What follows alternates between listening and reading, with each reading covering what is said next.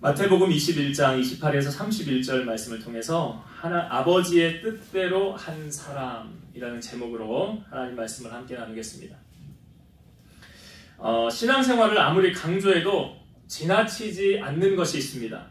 그것은 뭘까요? 바로 믿음입니다. 여러분, 우리가 무엇으로 구원받았지요? 돈으로 구원받았습니까? 종교개혁이 왜 일어났습니까?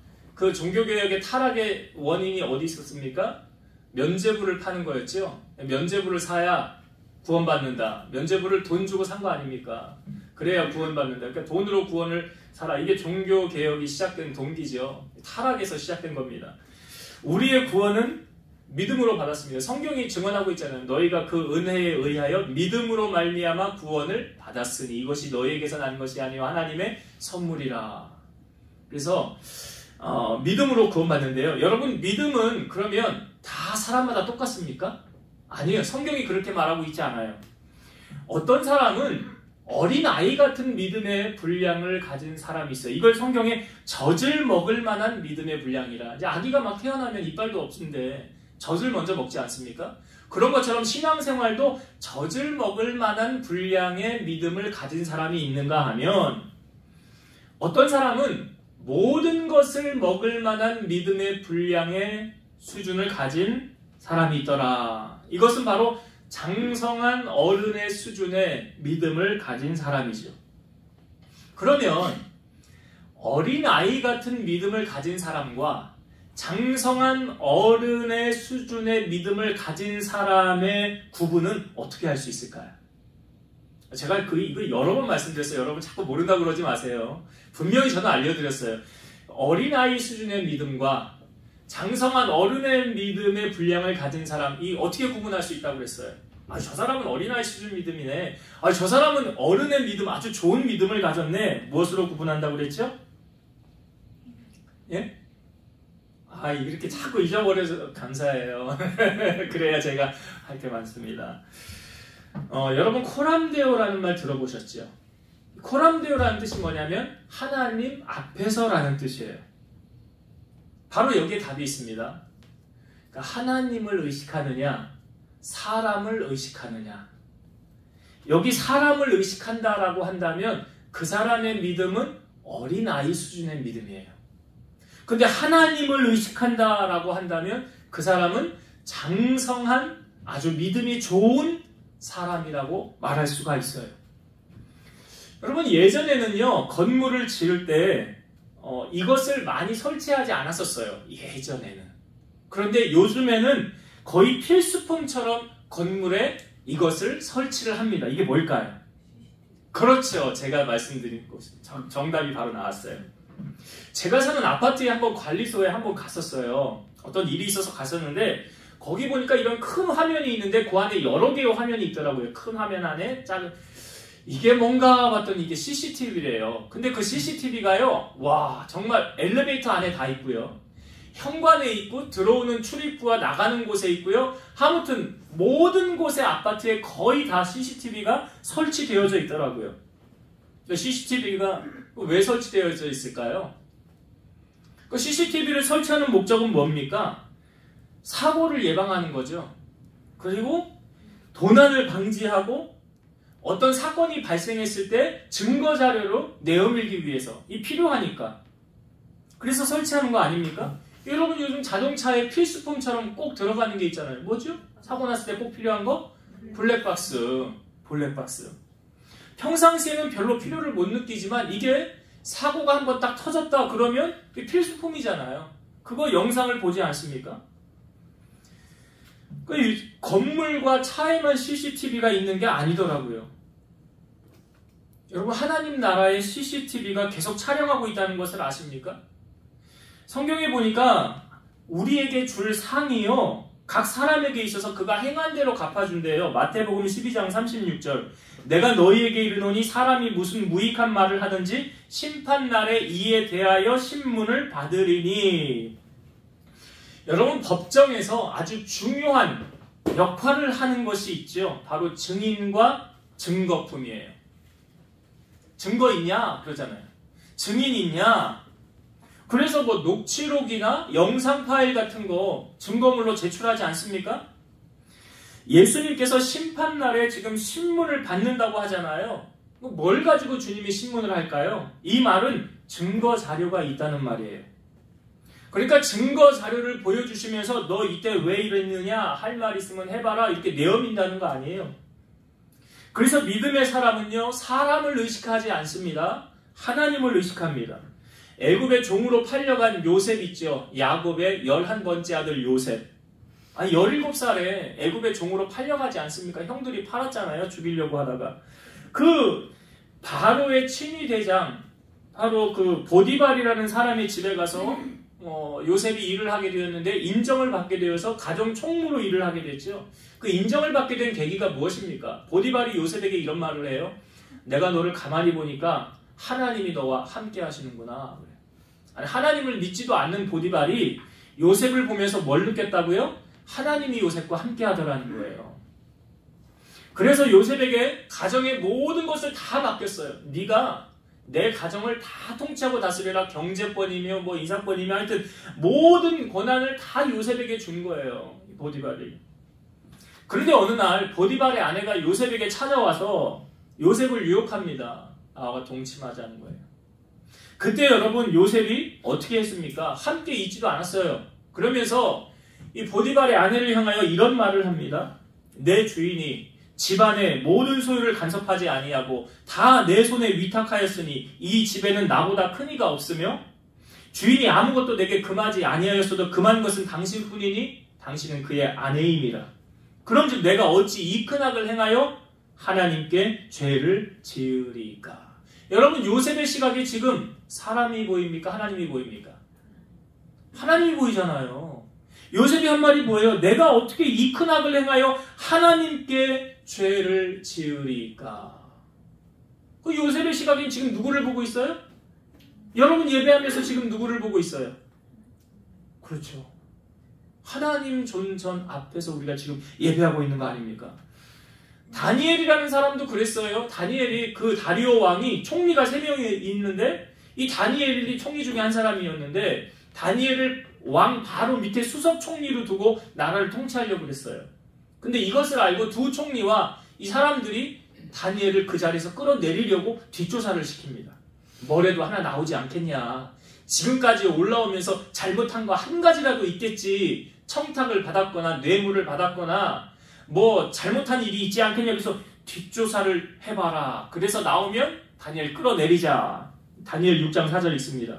이에 총리들과 고관들이 국사에 대하여 다니엘을 고발할 근거를 찾고자 하였으나 아무 근거 아무 허물도 찾지 못하였으니 이는 그가 충성되어 아무 그릇됨도 없고 아무 허물도 없음이었더라. 아니 털어 먼지 안 나는 거 없다고 그러잖아요. 근데 다니엘은 아무 허물 아무 근거도 찾지 못하였대요. 여러분 어떻게 이것이 가능할까요? 다니엘이 사람의 눈만 의식했다고 한다면 넘어졌을 거예요.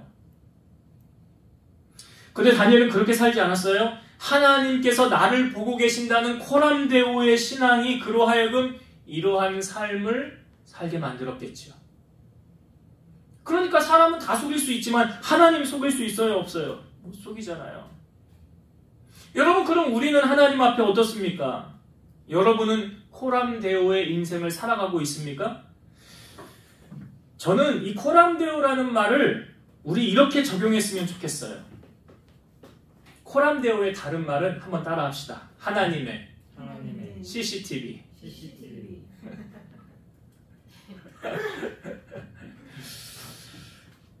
여러분 욥이라는 사람이 있었죠? 욥이요. 하나님하고 이제 욥기 1장에 보면 하나님과 사탄이 대화하는 장면이 나와요. 여기도 보면 하나님의 CCTV가 적용되어져 있구나라는 것을 우리가 알 수 있어요. 하나님이 사탄에게 이렇게 질문합니다. 네가 어디서 왔느냐? 사탄이 땅을 두루 돌아 여기저기 다녀왔습니다. 하나님이 또 이렇게 말씀합니다. 네가 내 종 욥을 주의하여 보았느냐? 그와 같이 온전하고 정직하여 하나님을 경외하며 악에서 떠난 자는 세상에 없느니라. 그러니까 하나님이 욥을 보고 얼마나 뿌듯해 하셨다는 거예요. 자, 그러니까 사탄이 이렇게 말합니다. 욥이 어찌 까닭 없이 하나님을 경외하리이까? 주께서 그의 집과 그의 모든 소유물을 울타리로 두르심 때문이 아닙니까? 주께서 그의 손으로 하는 바를 복되게 하사 그의 소유물이 땅에 넘치게 하셨음이니이다. 이제 주의 손을 펴서 그의 모든 소유물을 치소서. 그리하면 틀림없이 주를 향하여 욕하지 않겠나이까? 그러니까 사탄은 말하죠. 욥이 왜 하나님 잘 섬기는 줄 아세요? 하나님 복을 많이 주셨잖아요. 그렇게 부자되게 하셨잖아요. 그러니까 하나님 섬기는 거 아닙니까? 그러니까 이 말을 들은 하나님이 이렇게 말씀하세요. 사단에게. 내가 그의 소유물을 다 네 손에 맡기노라. 다만 그의 몸에는 네 손을 대지 말지니라. 여러분, 이 말씀 가운데는 이런 게 느껴지지 않습니까? 하나님이 다 보고 계시고 녹화하시고 증거 자료로 남겨놓고 계시는구나. 나중 우리는 모두 하나님 앞에 설 사람들 아닙니까? 그때 주님께로부터 칭찬받길 원합니까? 책망받길 원합니까? 우리가 지금 이 땅에서 행하는 모든 일의 결과로 그때 하나님 앞에서 정산한다는 사실을 여러분 잊어서는 안 되죠. 그래서 우리에게 맡기신 일에 하나님은 어떻게 우리가 하길 원하십니까? 맡은 자들에게 구할 것은 뭐래요? 충성이니라. 수요예배 말씀 나눴잖아요. 고린도전서 4장이죠. 그리고 맡은 자들에게 구할 것은 충성이니라. 어떤 하나님이 우리에게 맡기신 일에 우리는 지금 어떻게 반응하고 있느냐? 충성이라는 거죠. 그래서 하나님이 나중에 우리를 보셨을 때 이렇게 말씀하길 원합니다. 여러분 모두 이런 칭찬을 받기를 원해요. 잘하였도다 착하고 충성된 종아. 이런 칭찬을 다 받는 여러분 되시기를 주의 이름으로 축원드립니다. 오늘은 믿음이요. 제가 앞부분에 믿음이 중요하다고 그랬잖아요. 신앙생활에. 이 믿음이 말과 행동에 어떤 상관관계가 있는지 생각해보고 함께 은혜를 나누려고 해요. 오늘 본문을 보면 어떤 사람에게 두 아들이 있습니다. 근데 큰 아들에게 이제 아버지가 이렇게 말한 거예요. 얘 오늘 포도원에 가서 일 좀 해라. 그랬더니 큰 아들이 예 아버지 알겠습니다. 가겠습니다. 라고 말은 하고 가지 않았어요. 근데 둘째 아들에게 똑같이 얘 오늘 포도원에 가서 일 좀 해라. 그랬더니 둘째는 싫습니다. 날도 덥고 귀찮고 저 가서 힘들어요. 못 가겠어요. 안 갑니다. 라고 말을 하고 그 다음에 뉘우치고 가서 일을 했어요. 이 말씀 속에서는 여러분 이 땅 위에 네 종류의 사람이 있는 것 같습니다. 그러니까 이렇게 반응하는 사람, 예 오늘 포도원에 가서 일 좀 해라 라고 말했을 때 자, 네 종류의 사람이 있어요. 첫 번째 사람은 예 알겠습니다 가겠습니다 하고 가서 일하는 사람. 두 번째 사람은 예 알겠습니다 가겠습니다 하고 가지 않은 사람. 세 번째는 저 안 가요. 가기 싫어요. 그런데 뉘우치고 가서 일한 사람. 네 번째는 저 안 갈래요. 하고 진짜로 일하러 가지 않은 사람. 자, 이렇게 네 종류의 사람이 있다고 가정을 해봅시다. 그러면 이 네 종류의 사람 가운데 가장 착한 사람은 누굴까요? 갈게요 라고 말하고 간 사람. 그래요. 누구나 공감을 할 거예요. 그러면 이 네 사람 중에 가장 나쁜 사람은 어떤 사람일까요? 갈게요. 아니, 안 갈게요.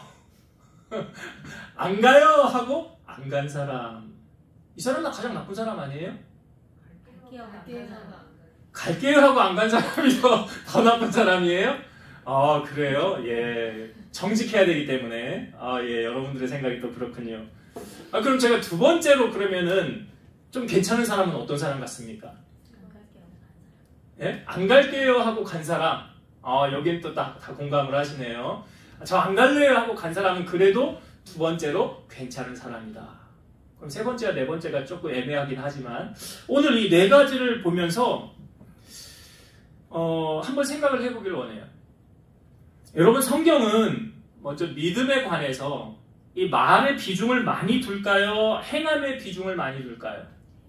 믿음이라는 것은 말이다, 행함이다. 자, 먼저 말에 관해서 우리에게 주는 성경의 교훈이 참 많아요. 이스라엘 백성들이 출애굽을 하고 난 다음에 12 정탐꾼이 약속의 땅 가나안을 보고 와요. 그 보고 온 전제 조건은 뭐냐면 하나님이 모세에게 이렇게 말씀하셨어요. 내가 너에게 주는 그 땅을 너희는 보고만 와라 그랬어요. 이미 주신다고 약속했어요. 내가 주는 땅을 보고만 와라. 그래서 12지파의 두목들이 가서 그 땅을 40일 동안 보고 돌아오지 않습니까? 자, 돌아올 때 그냥 돌아오지 않고 어깨에다가요 포도송이 메고 오고요 과일 같은 것들을 들고 돌아와요. 그 땅이 비옥하다는 거잖아요. 엄청 땅이 농사도 잘 되고 살기가 좋은 환경이라는 거 아닙니까? 자, 근데 12명이 돌아와서 이제 보고를 해야 되잖아요. 백성들이 다 모인 가운데 보고를 하는데 10명들이 이런 보고를 하죠. 그 땅은 좋으나 거기는 아낙 자손들이 있어서, 아낙 자손들이 거인들이거든요. 큰 사람들. 아낙 자손들이 그 땅을 다 차지하고 있기 때문에 우리는 가면 다 죽습니다. 우리는 가면 다 죽어요. 우리는 메뚜기만도 못합니다. 이 10명이 이렇게 보고를 한 거예요. 그런데 그 옆에 2명이 여호수아와 갈렙은 이렇게 보고를 합니다. 그 땅은 심히 아름다운 땅입니다. 여호와께서 우리를 그 땅으로 인도하여 들이실 것입니다. 여호와를 신뢰하십시오. 자, 그런데 다수결의 원칙이 거기서 발동을 했는지 백성들은 누구의 말을 더 따랐을까요? 10명의 말을 더 따른 거예요. 그 10명의 말을 듣고 울고불고 난리가 났어요. 우리 이제 어떻게 하면 좋냐 하면서 우리 다시 애굽으로 돌아가는 게 낫지 않겠냐. 우리 이제 여기서 다 죽는 거 아니냐 라고 말을 합니다. 자, 그때 하나님께서 이 말씀으로 딱 교통정리하십니다. 뭐라고 말씀하셨느냐? 너희의 말이 내 귀에 들린 대로 내가 시행하리라. 너희의 말이 나의 귀에 들린 대로 내가 그렇게 해줄게. 그래서 어떻게 되었습니까? 이 이스라엘 백성들은 아주 가까운 길을 두고도 광야에서 40년을 돌게 했다. 하루를 1년으로 환산해서 40일을 보고 온 그 땅을 1년으로 환산해서 40년을 광야 생활을 시작하게 되었고요. 그 당시에 20세 이상으로 나이 먹은 사람들은 약속의 땅에 한 사람도 들어가지 못하고 광야에서 다 죽었고요. 왜요? 뭐라고 그랬어요? 우리 광야에서 다 죽는구나 라고 말했잖아요. 하나님 말한 대로 하신 거예요. 그러나 하나님이 그 다음에 이렇게 말씀하시죠. 여호수아와 갈렙은 내가 그 땅으로 인도하여 드릴 것이니라. 그들은 나에게 충성하였느니라. 그들은 내 마음에 맞는 자들이라. 말한 대로 됐어요. 그러니까 여러분이 말에 얼마나 힘이 있는 겁니까?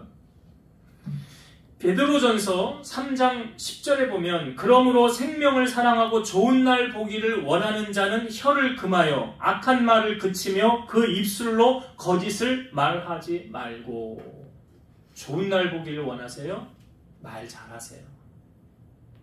말 한마디로 천냥빚도 갚는다고 하지 않습니까? 여러분, 물을 엎으면 다시 담을 수 있어요? 못 담아요? 못 담잖아요. 그런 거와 마찬가지로 말도 한번 뱉으면 다시 담을 수가 없다는 거예요. 근데 여러분, 말은 어디에서 나온다고 성경이 알려줍니까? 마음에서 나온다고 그래요. 말은 마음에서 나오는 거예요. 그래서 마음이 상하면 어떤 말이 나올까요? 네, 나쁜 말 나오겠죠. 그 마음이 기쁘면 무슨 말이 나올까요? 자, 내 마음이 힘들면 어떤 말이 나올까요? 그래요. 그 마음 상태에 따라 말이 나오는 거예요. 여러분, 사람이 살고 죽는 것도요, 이 말에서 결정된다고 하잖아요. 잠언 4장 24절 모든 지킬 만한 것 중에 더욱 네 마음을 지키라. 생명의 근원이 이에서, 마음에서 남이니라. 그래서 마음을 잘 다스리라라고 말하고 있고요. 그 다음에 바로 나오는 말이 말과 관한 말씀이에요. 잠언 4장 24절 구부러진 말을 네 입에서 버리며 비뚤어진 말을 네 입술에서 멀리하라. 그래서 말에 실수가 없는 사람을 성경은 온전한 사람이라 라고 말해요. 야고보서 3장 2절 우리가 다 실수가 많으니 만일 말에 실수가 없는 자라면 곧 온전한 사람이라 능히 온몸도 굴레 씌우리라.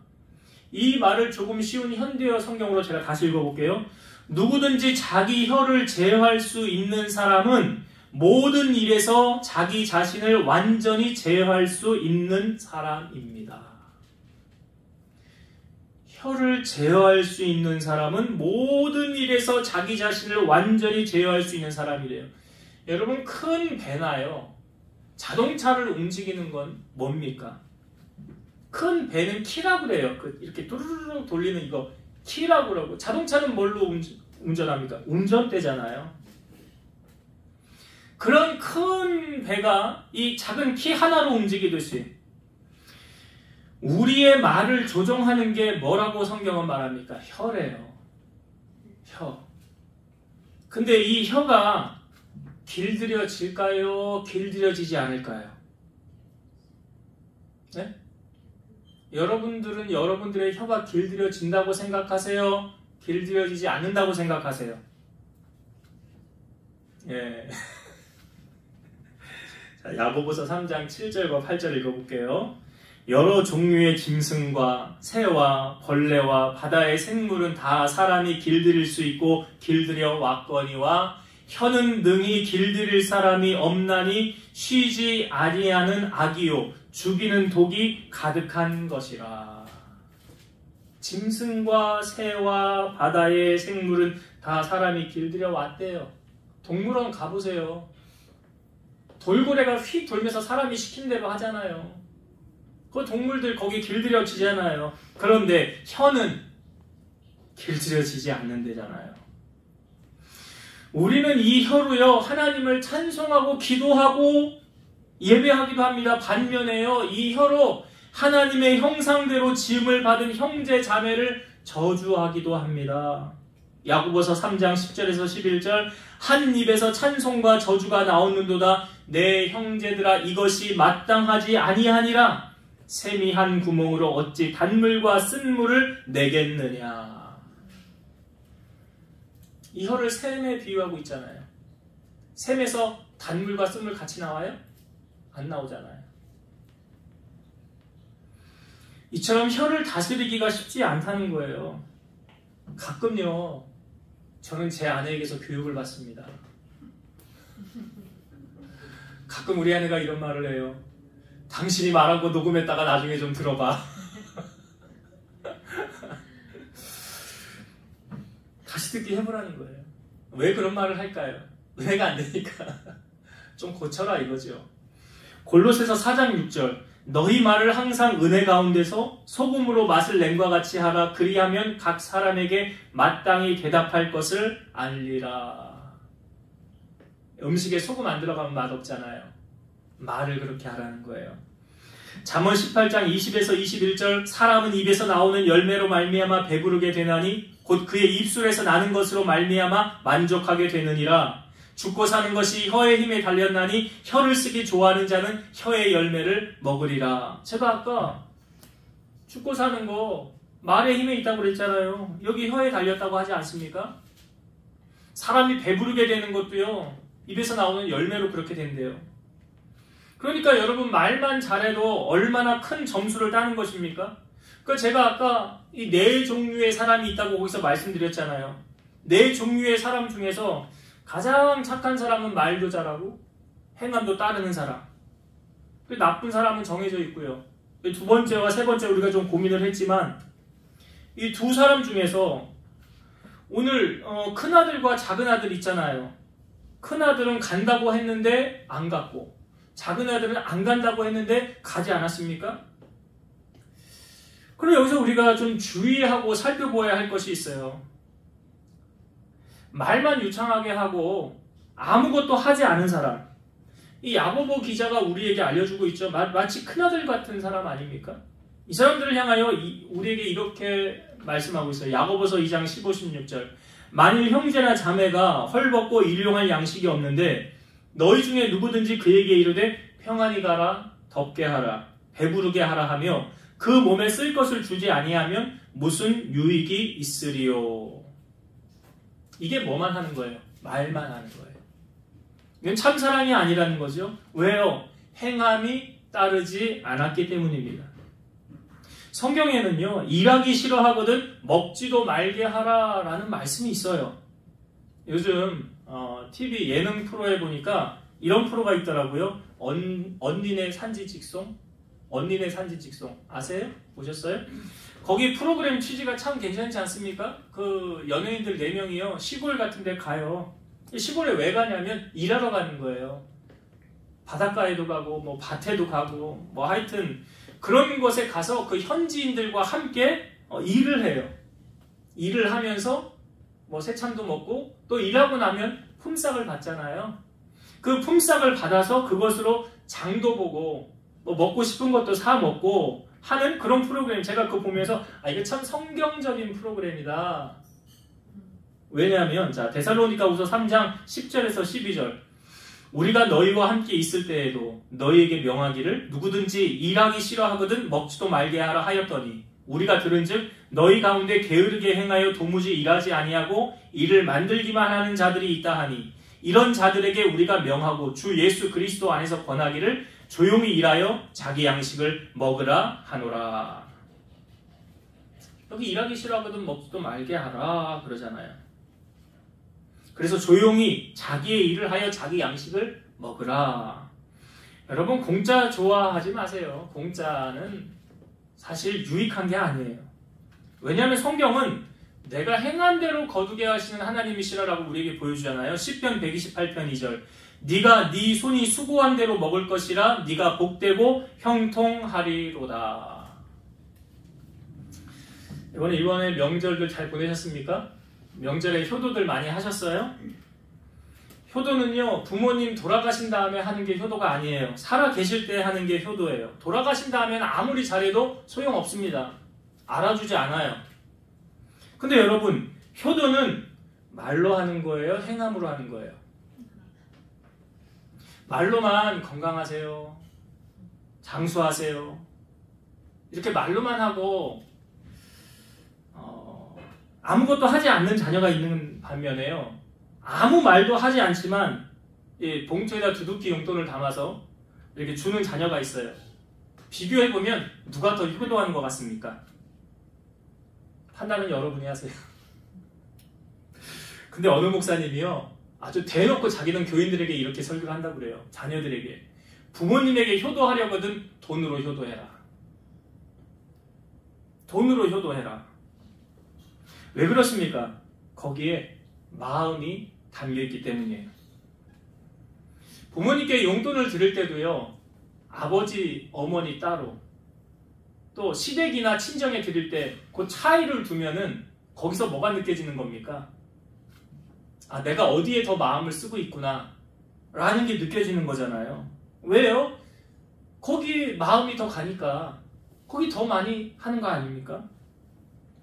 여러분 감사는 표현하지 않으면 모르는 겁니다. 그러니까 알면서도 안 하는 거는 괘씸한 거죠. 예수님께서 예루살렘에서 가실 때 사마리아와 갈릴리 사이로 지나가시는데 한 마을에 들어가는데 거기 나병 환자 10명이 있었어요. 이 사람들은 공동체 생활을 못하고 격리 수용하는 사람들입니다. 그래서 예수님이 지나가실 때 소리를 쳐요. 예수 선생님이여 우리를 불쌍히 여기소서. 예수님에게 올 수도 없어요. 그러니까 자기를 알리는 방법이 소리치는 것밖에 없죠. 소리를 칠 때 예수님이 이렇게 말씀하셨어요. 가서 제사장들에게 너희 몸을 보이라. 제사장이 나병인지 아닌지를 판단하는 사람이니까 제사장에게 가라라고 주님이 명령하신 거예요. 근데 그들이 가다가 다 고침을 받게 됩니다. 그런데 그 중에 한 사람이 자기가 나은 것을 보고 큰 소리로 하나님께 영광을 돌립니다. 그리고 나서 바로 예수님 앞에 돌아와서요. 예수님의 발 아래에 엎드려서 살해하며 감사합니다. 이 사람이 이방인인 사마리아 사람이에요. 예수님은 이 사람을 향하여 이렇게 말씀하십니다. 10사람이 다 깨끗함을 받지 아니하였느냐? 그 9은 어디 있느냐? 이 이방인 외에는 하나님께 영광을 돌리러 돌아온 자가 없느냐? 그러면서 이 사람을 향하여 한 말씀 더 하십니다. 일어나 가라. 네 믿음이 너를 구원하였느니라. 9명은 나병에서 자유함을 얻었을지는 몰라요. 육신의 문제는 해결함 받았을지 모릅니다. 그런데 영혼은 구원받지 못했다는 거죠. 예수님께서 우리에게 행함을 강조하기 위해서 산성수훈에 이런 말씀하셨어요. 악한 자를 대적하지 말라. 누구든지 내 오른편 뺨을 치거든 왼쪽도 돌려대며 속옷을 가지고자 하는 자에게 겉옷까지도 가지게 하며 너로 억지로 오리를 가게 하거든 십리를 동행하고 내게 구하는 자에게 주며 내게 꾸고자 하는 자에게 거절하지 말라. 이게 예수님이 뭘 강조하신 겁니까? 행함을 강조하신 거예요. 이렇게 살라라고 말씀하신 거예요. 예수님을 사랑한다고 그분이 날 위해 죽으셨다고 말로만 고백하고 아무것도 하지 않는다면 그건 말로만 사랑하는 거겠죠. 우리가 일상 속에서 내가 얼마나 예수님을 사랑하고 있는지 그것이 삶 속에서 나타난다는 사실이죠. 이 대표적인 사람이 누구냐면 바로 아브라함입니다. 야고보서 2장 21절 22절 우리 조상 아브라함이 그 아들 이삭을 제단에 바칠 때에 행함으로 의롭다 하심을 받은 것이 아니냐. 네가 보거니와 믿음이 그의 행함과 함께 일하고 행함으로 믿음이 온전하게 되었느니라. 이 뒷절에 있는 말씀이 현대의 성경으로 이렇게 말해요. 아브라함의 신앙은 그가 실제로 취한 행동과 선행으로 완전해진 것입니다. 그러니까 아브라함을 하나님이 마지막으로 테스트한 게 이삭을 바치는 시험 아니었습니까? 거기서 아브라함이 통과하잖아요. 그걸 뭘로 성경이 말합니까? 행하였더라라는 거예요.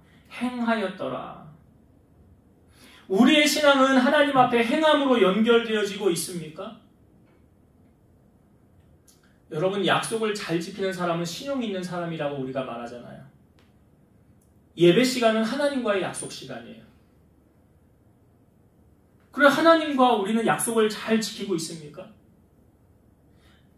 우리 주님을 바람 맞히지 마세요. 왜 꼭 약속을 잡아도 예수님하고 겹치는 시간을 잡습니까? 둘 중에 하나는 그럼 포기해야 되잖아요. 예수님을 포기합니까? 아니면 다른 것을 포기합니까? 여러분, 삶의 우선순위가 있습니다. 중요한 것을 먼저 하는 것입니다. 예수님을 밀리게 하지 마세요. 왜 예수님을 뒤에 두게 하십니까? 말로만 예수님 없이는 못 살아야 하면서 삶으로는 예수님을 사랑함이 보이지 않는다고 한다면 그 사람의 신앙은 진짜입니까? 가짜입니까? 말로는 성전 건축 100번도 더 짓는 사람이 있어요. 그 사람에게 가서 그러면 당신은 성전 건축을 위해서 성전 건축해 보셨습니까? 라고 하면 아무 말도 못해요. 왜요? 안 했으니까. 여러분, 물질이 있는 곳에 마음이 있는 거예요. 여기 사마리아 이 사람 자기가 나음을 보고 바로 누구를 찾아갔어요? 예수님 찾아갔잖아요. 그리고 그 앞에 엎드리면서 감사했잖아요. 아브라함이 100세에 얻은 아들 이삭을 하나님께 드리는 게 그 쉬운 일입니까? 그건 아브라함에게 가장 어려운 거예요. 그런데 아브라함이 그거 하지 않습니까? 자기 생명보다 귀한 아들 하나님이 드리라고 하니까 그냥 드리는 거. 여러분, 왜 사람에게는 눈치를 보고 하나님에게는 눈치를 안 보는 많은 사람들이 있죠? 이게 믿음이 있는 사람이라고 생각하십니까? 제가 보기엔 아니에요. 믿음의 사람은요, 사람 눈치 안 봐요. 하나님 눈치 본다니까요. 제가 그러죠. 코람데오의 다른 말은 뭐라고 그랬어요? 오늘 그거 잊지 마세요. 하나님 앞에서의 나의 신앙의 행동은 지금 어떤 모습인가를. 여러분, 말하고 약속 안 지키는 사람은 신용 없는 사람으로 낙인 찍히지 않습니까? 대표적인 사람이 양치기 소년이잖아요. 늑대가 나타났다 하니까 사람들이 일하다 말고 다 달려오지 않습니까? 에이, 거짓말인데. 돌아가잖아요. 몇 번을 반복하다가 나중에 진짜 늑대가 나타나지 않습니까? 진짜로 늑대가 나타났다 하니까 사람들이 뭐라 그래요? 저것도 거짓말하고 있구만. 그 왜 사람들이 안 간 거예요? 신용 없는 사람 돼버린 거예요. 신용 없는 사람. 여러분, 나의 말이 신뢰를 받길 원한다면 내가 한 말에 행함으로 증명을 보여야 그것이 진짜 믿음이라는 거죠. 그것이 진짜 살아있는 신앙이라는 거예요. 야고보서 2장 26절 영혼 없는 몸이 죽은 것 같이 행함이 없는 믿음은 죽은 것이니라.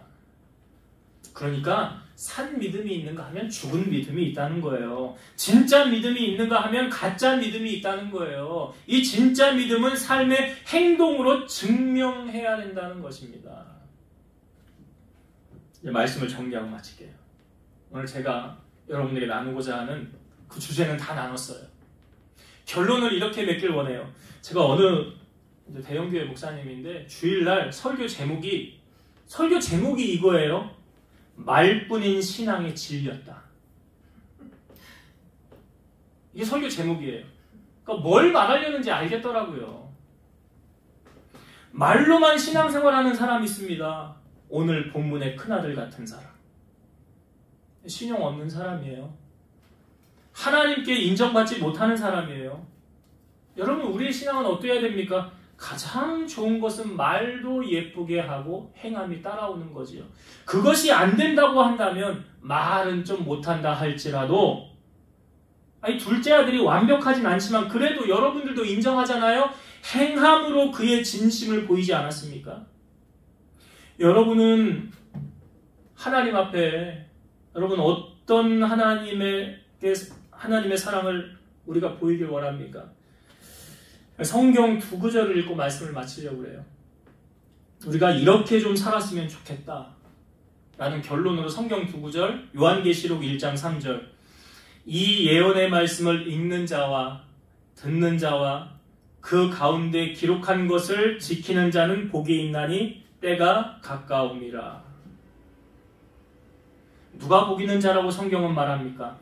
하나님의 말씀을 읽는 자와 듣는 자와, 가장 중요한 거예요. 그 가운데 기록한 것을 지키는 자. 예수님이 산성수훈 마지막 부분, 산성수훈이 마태복음 5, 6, 7장이잖아요. 마지막 결론을 예수님이 뭘로 결론 지었습니까? 반석 위에 집을 지은 사람과 모래 위에 집을 지은 사람. 반석 위에 집을 지은 사람은 말씀을 듣고 행하는 사람. 모래 위에 집을 지은 사람은 말씀을 듣고 행하지 않는 사람. 이것으로 산성수훈의 결론을 내셨어요, 예수님께서. 오늘 요한계시록은 성경의 제일 마지막 장 아닙니까? 거기 너희가 복 있는 자로 살길 원하느냐?